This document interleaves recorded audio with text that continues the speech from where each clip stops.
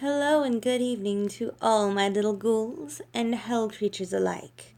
Tonight is Thursday night, which means that today is once again Creepypasta night, where we sit and read a few creepypastas and hang out and try to have a nice, relaxing, scary Thursday night. But, on the contrary, it may cause you to not be able to sleep tonight. So if you are very sensitive, please do change the channel, and please be very cautious that this is going to be a scary broadcast. And if you're a little kiddo that has school tomorrow, you might not want to be watching this right now. Okay, so let's begin, shall we? Let's see. I like how this app marks every story that we've read so far. And I will be reading very quietly because of the fact that my family's about to go to sleep and I do not want to disturb them in any way, shape, or form. So it'll be a quiet little atmosphere. Much to be awesome as far as... Hold on. Alright, sorry, my phone still notifies me even though I have it on Don't Disturb, so that's weird. But anyways, much obliged. I am going to be reading things that we have not read yet. So let's read this one. Start, end, begin, repeat. The day started as any other. A small breakfast, some coffee, and I head off to work. Nothing was out of the ordinary and I didn't feel like it should be. I was driving at my usual precaution of not giving a damn, but at the expense of being early. I stopped by the gas station on the way, got a drink, and walked out. As I stood there, sort of slowly making my way to the car, I saw 3 different homeless men with cups. The first man, by far the most money, had by far the most money, written on his cup was the word wish. The man with the second most had a cup with the word end. And the last, certainly with the least, seeing that he had no money, was a man with the word repeat written on his cup. When I was feeling generous and helpful, I put a $10 bill in his cup. The man stood up, sort of smiled, and thanked me with every gesture he knew. He took the $10 and bought some food and some water. I, of course, felt really nice knowing he didn't use it to buy something like alcohol or cigarettes. I went on my way to work, surprisingly still getting there a few minutes early. I made a face, shrugged, and went to my office. I put in my earbuds and went to work. I guess working at what I do is somewhat of an advantage. I can listen to my music and not be bothered. I sometimes feel like every day is the same, and others are different. My day seemed to be going fine until I was smacked upside the head and woke up in my bed, entirely like I restarted the whole day. The only difference was that the amount of people seemed to decrease by so much. The worst part is that no one seemed to realize I exist. They'd grunt or something, and some of them jumped, but I had a decent conversation with anyone in a long time. When I got home, my stuff was being moved out, but the TV was still on, and it was on the news. Gosh, the grammars in this is awful. They were talking about a missing persons report. My missing persons report. Apparently it's been a month since anyone's seen me. I felt confused and misguided. I went ahead and took it upon myself to take a nap, seeing as I didn't have work and I was exhausted. When I woke up, well, everything was dark. I can smell wood and dirt. As quickly as I woke up, I passed out and woke up in what seemed like a hospital, and there were people ogling me like I was a mere infant child.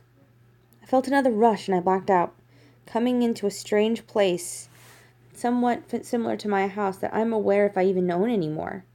I'm wearing pajamas similar to my previous ones, in the room similar to my previous one, and in the bed similarly decorated to my previous one. Things felt wrong. But I got up, turned the TV on, and said hello to my wife? I wasn't aware I had one of those as well. As I was walking out, I tripped, went unconscious, and started the vicious cycle again. Except I ended in what I could only assume was the fiery pits of hell. This all seems so generic. Of those terrible horror stories... one of those terrible horror stories. Sorry, this person wrote this very badly. I didn't know what to do or where to go.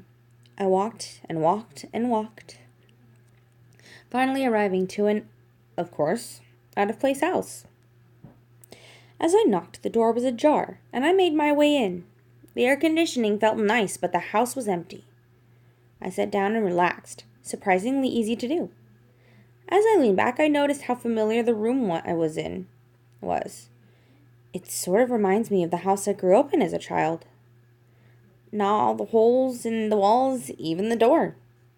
The only difference is the walls. The walls were a red color. Not like blood, more like a rose color.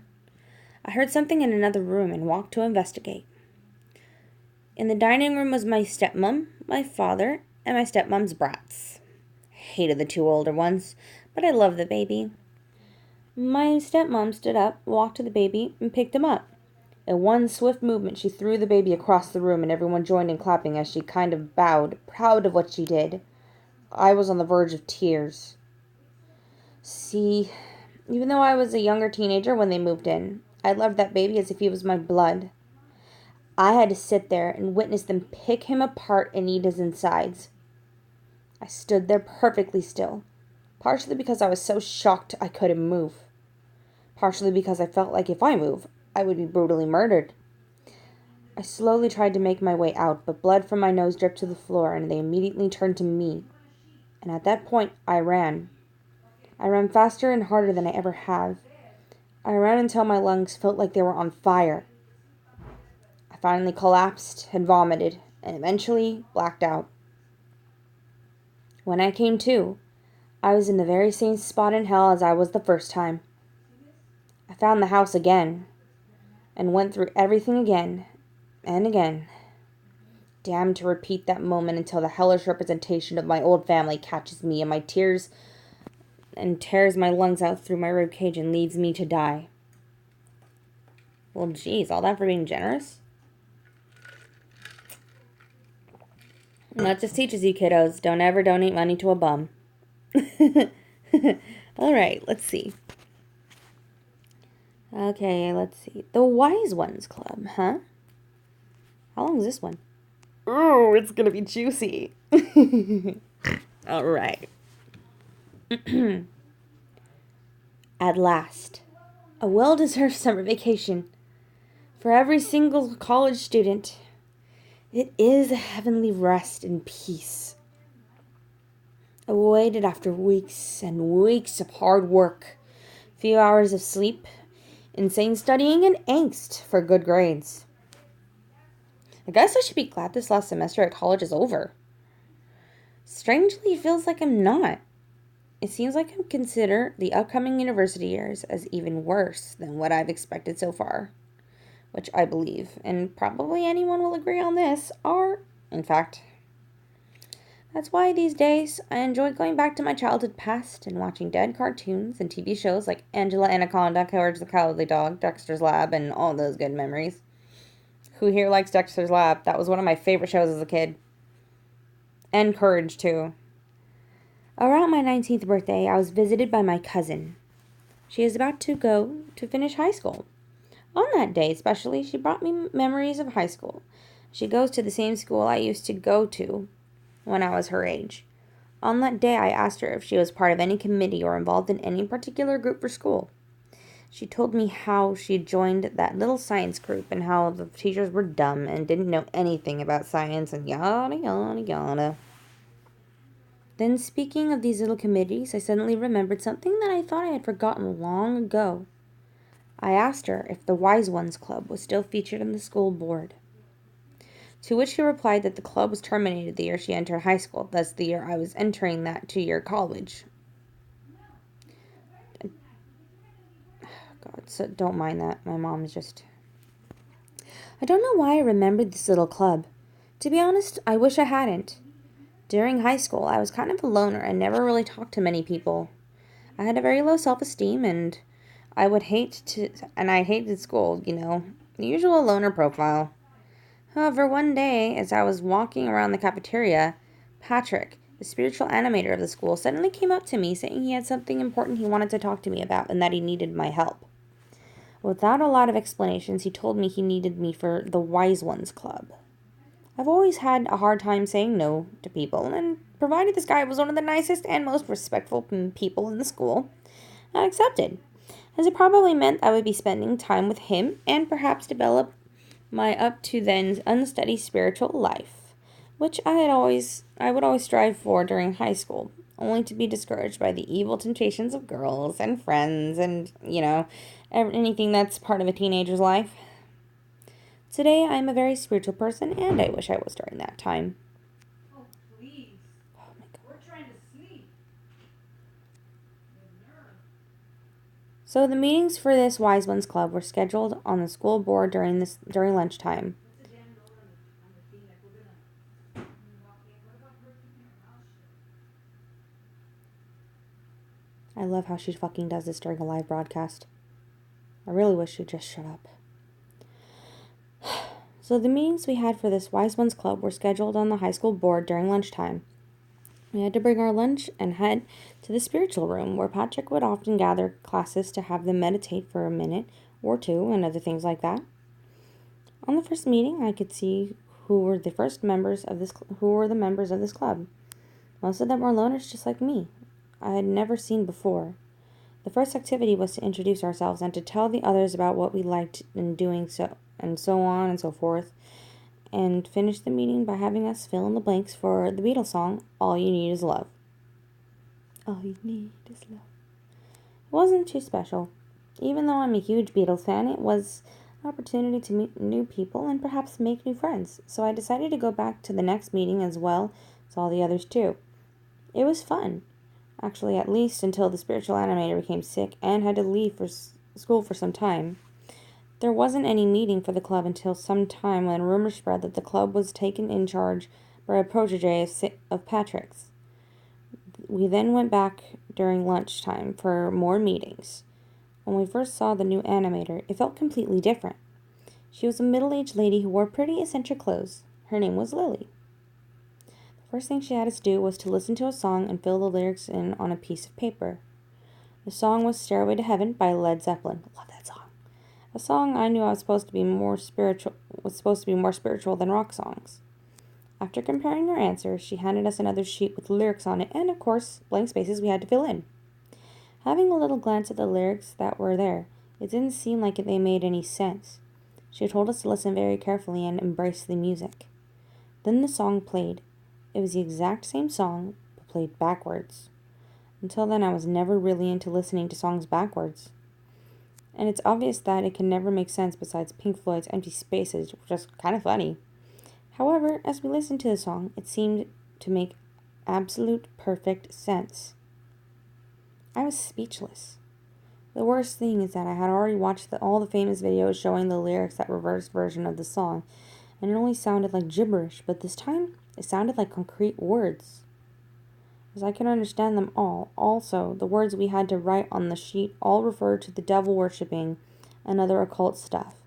When the song was over, Lily told us about Jimmy Page's interest in the occult and anything pertaining to the irrational. She said that spirituality and the occultism were all about the irrational. She said that spirituality and occultism were all about the irrational and that we had to embrace it, to see every side of it, to know where to go in our personal and spiritual lives. Lily also told us the former animator was showing us the more popular spiritual path and that she was sent to show us other paths. For we had the right to choose the way we wanted to manage our spirit, so we became wise. Then she let us go and told us the time of the next meeting. From then on, I was a little confused, as she wasn't at all like Patrick. At first, when I saw the hippie clothing, I was sure she would talk to us about peace and love and all the 60s creed. Her looks can be deceiving, as the old saying goes. The next meetings were even weirder. She had us watch old and really creepy films in the public domain from the 1960s, like Carnival of Souls and Night of the Living Dead, which both had disturbing themes and endings. Then she divided us in groups of two, one after the other. We had to describe our biggest fear to the other, and the latter would make a drawing based on it.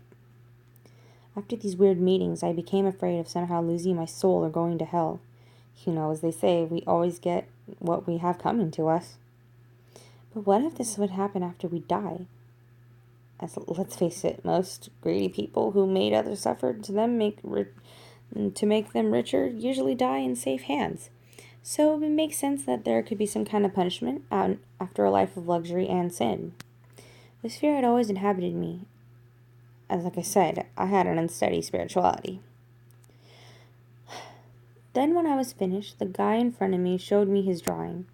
It was of an astounding quality, even though the guy had told me earlier that he couldn't draw for a penny. Then, as it was his turn, he told me about his fear of seeing his parents die in a car accident. I know how that could feel, as my parents were divorced when I was young, and since then I've always been close to my mother, who I couldn't survive seeing dying. I hate when my eyes do that.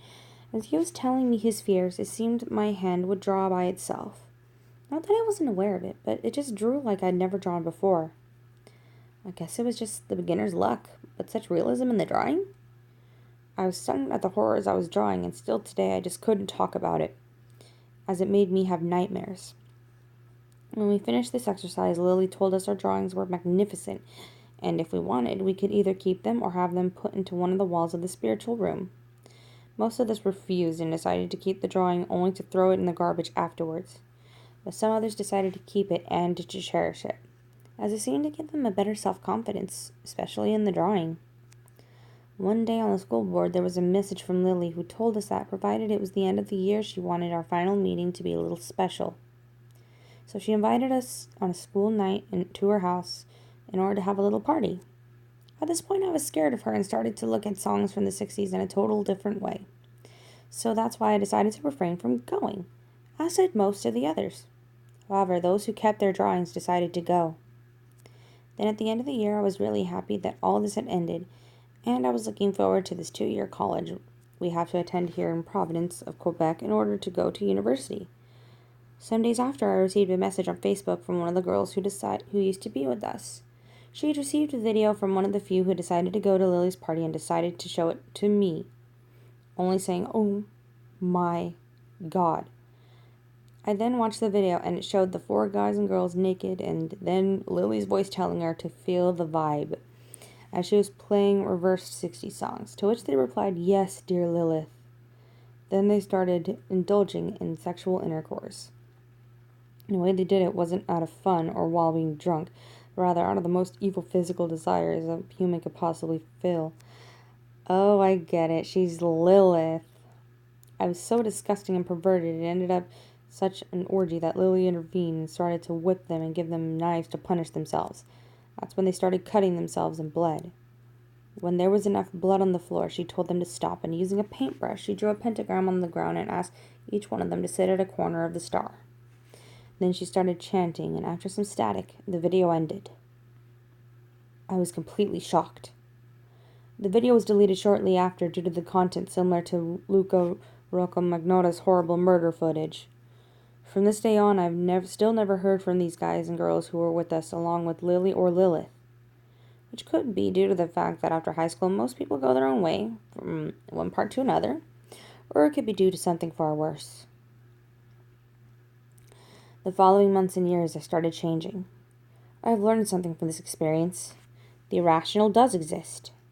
We may feel secure in our scientific world without technology or to prove everything, but there are things we simply just cannot explain scientifically. Things that are out of our imperfect human control. Like what happened in that video, but also other things which words cannot explain, like love. And I'm not talking about cheesy and short-lived carnal love between men and women, but that transcendent love between individuals, between humans, this benevolent link that unites us. This inhuman love from above, which takes the name of Christ, Buddha, Krishna, Allah, and so on. That is why I've embraced this part of the irrational and forgot about the Wise Ones Club until now. Ooh. So, yeah, I think that they invited Lilith to their club. That's kind of disturbing. The holders. I might do a separate podcast for these. What are the holders about, I wonder? Shut up, stomach. Let's see. I'm going to read one more because my mother likes to just make horrible comments about me on freaking world TV here.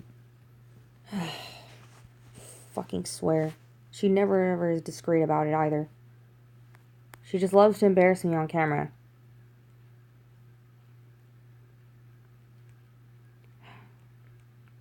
I'm trying to find a good one. What's this? A special ingredient. The sunlight creeps through the open blinds as a scent of bacon fills the house, bringing Earl out of his slumber. He walks downstairs and takes his seat at the kitchen table. His wife, Mary, brings him his breakfast on a tray. Earl looks down at the tray and looks back at Mary angrily. You call this a breakfast? He throws the tray to the floor, then reaches right over and slaps Mary across her face. Clean up this mess and make it right! Mary picks up the tray and almost starts crying as she sweeps away the broken dishes and scattered food, her cheeks still hurting from her husband's temper. She gathers everything she'll need to remake breakfast and returns to the stove.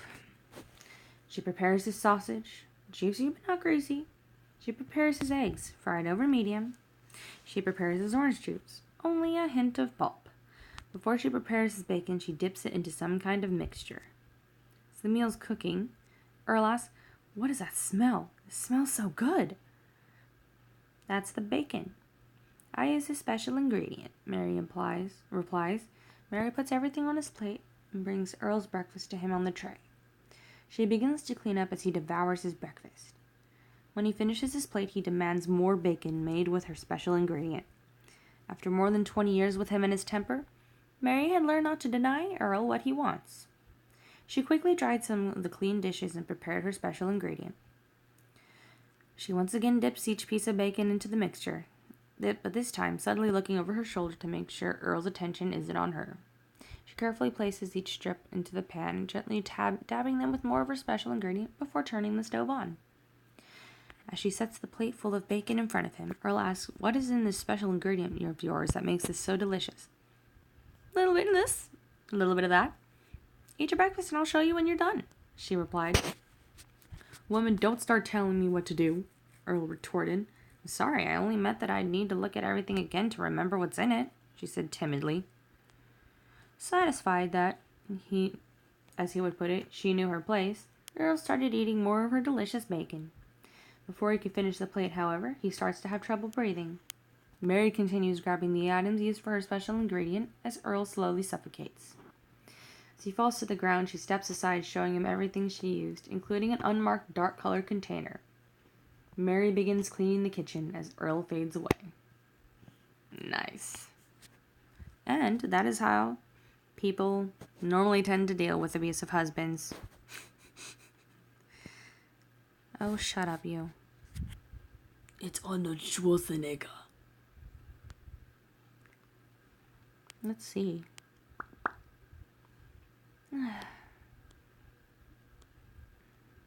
The New World. What's that? Oh, wow. It's not that long. I'm a regular person, like you. But unlike you, I need to tell a story. My story.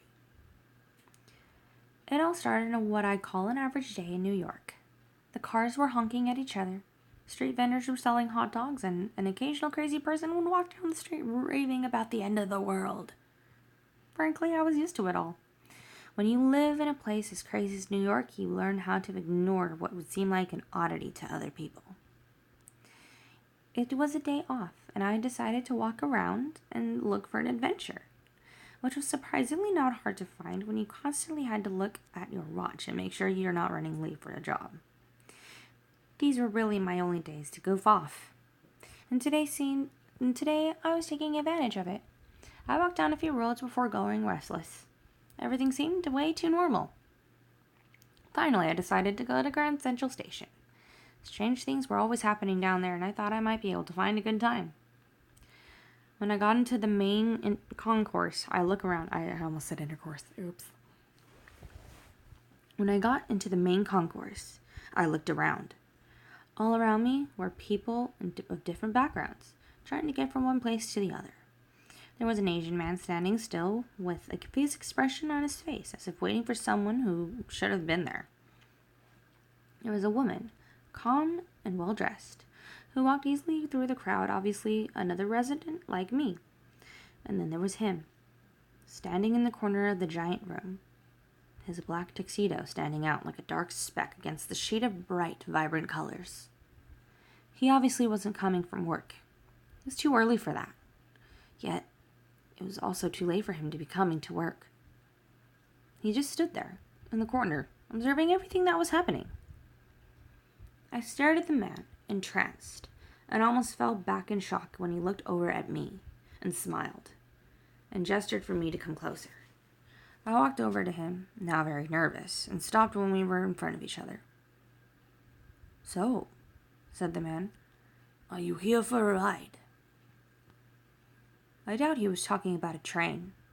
So I nodded my head and he began to lead me away from the crowd.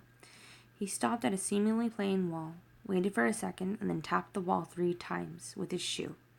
The wall immediately opened like a door, eerily reminding me of the Harry Potter books I read as a kid. We walked through the opening, and the wall closed behind us. By this point, I wanted to scream, but I had a feeling that things wouldn't end well if I did. We were now in a white room, which looked like it had been carved out of one giant crystal. In the center of the room was a table with 2 chairs on either side. God, Mom, shut up. "Well," said the man, "where would you like to go?" I had no idea what to say, so the man simply smiled and spoke again. "I see you're new here. How about I show you what there is to see?" Before I could respond, the room evaporated, leaving us in empty space. Suddenly, the area was engulfed in flames. I screamed in terror and closed my eyes until I realized the flames hadn't harmed me. I opened my eyes and gasped at what I saw.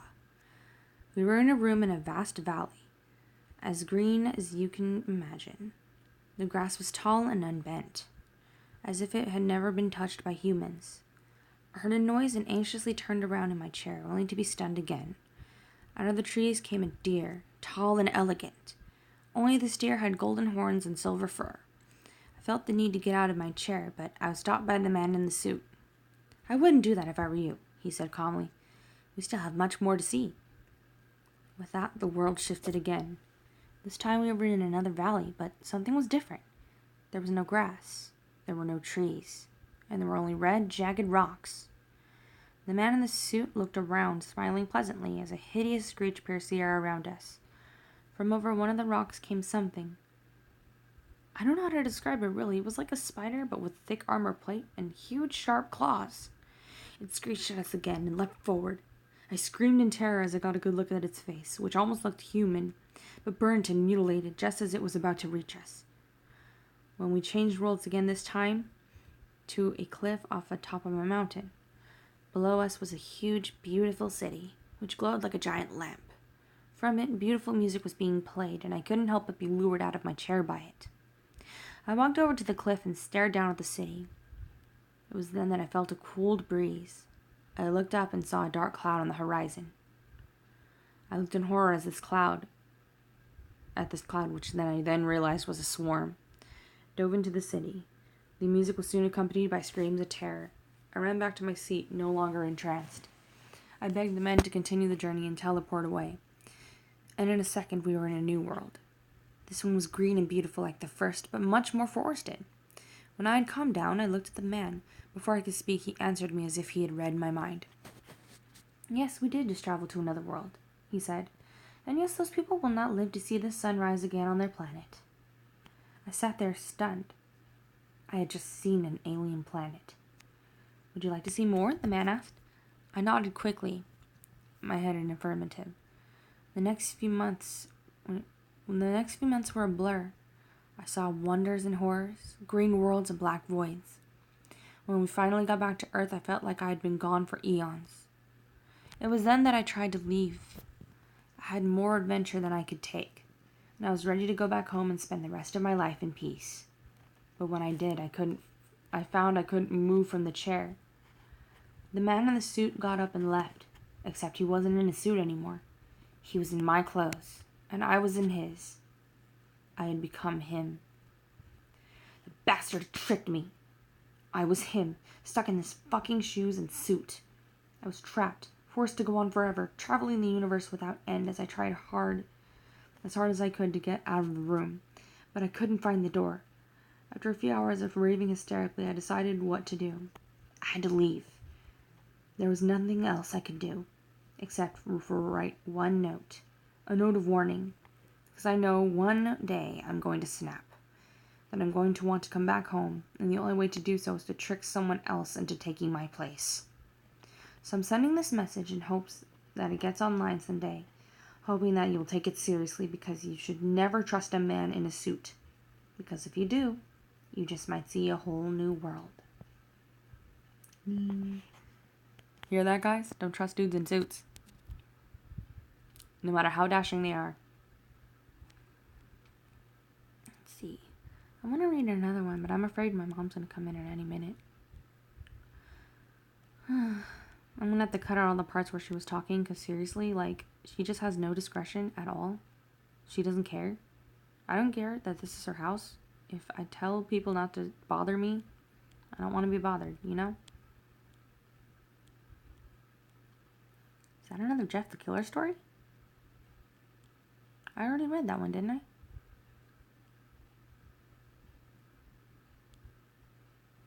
There's a lot. Wow. Alright, you guys, but I do think that this is going to be it for the night.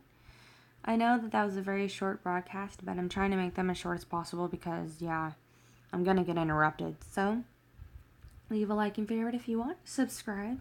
I might be hopping onto my computer in a moment and either playing The Witcher or The Binding of Isaac. So if you want to tune into that, feel free to do so. So, I will see you on the next Creepypasta broadcast.